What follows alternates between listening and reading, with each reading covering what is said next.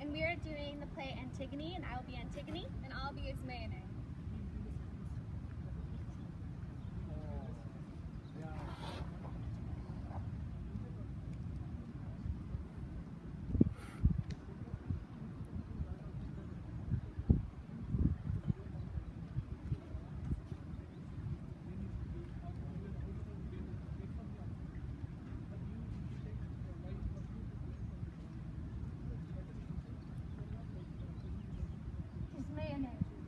My dear sister, whose father was my father, can you think of any of all the evils that stem from Oedipus that Zeus does not think to bring to pass for us while we yet live?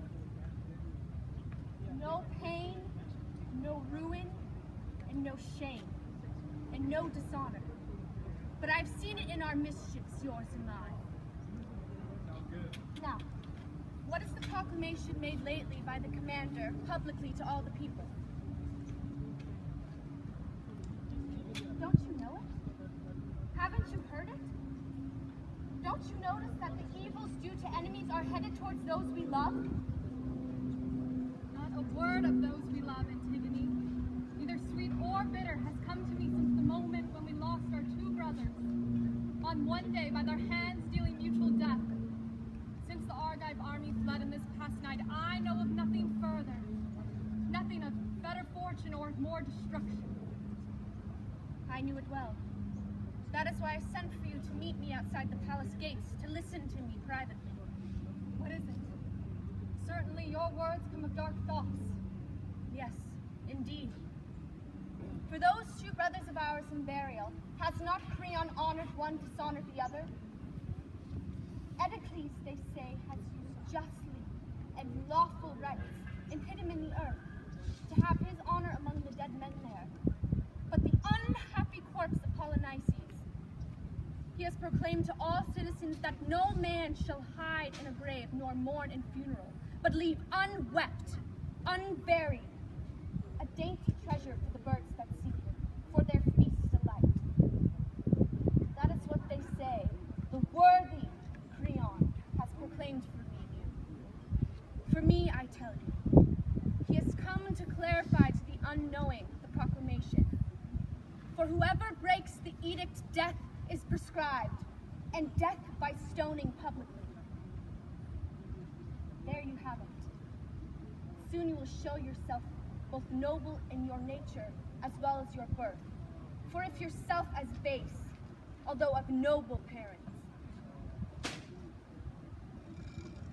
If things are as you say, my poor sister, how can I better them?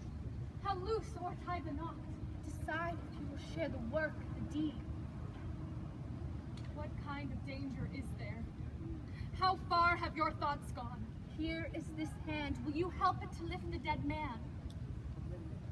Would you bury him when it is forbidden of the city? At least he is my brother.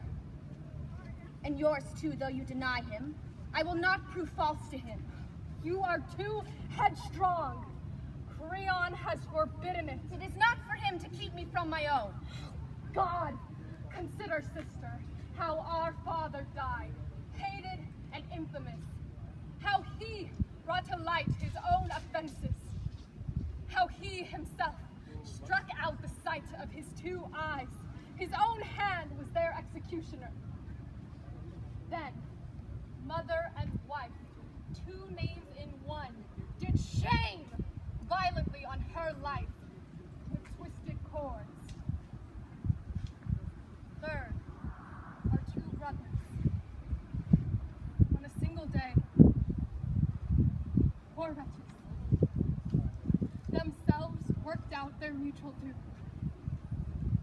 Each killed the other, hand against brother's hand. Now there are only the two of us left behind, and see how miserable our end shall be if in the teeth of law we shall transgress against the sovereign's decree and power. You ought to realize that we are only women, not men in nature, to fight against men, and that we are ruled by those who are stronger to obedience in this and even more painful matters.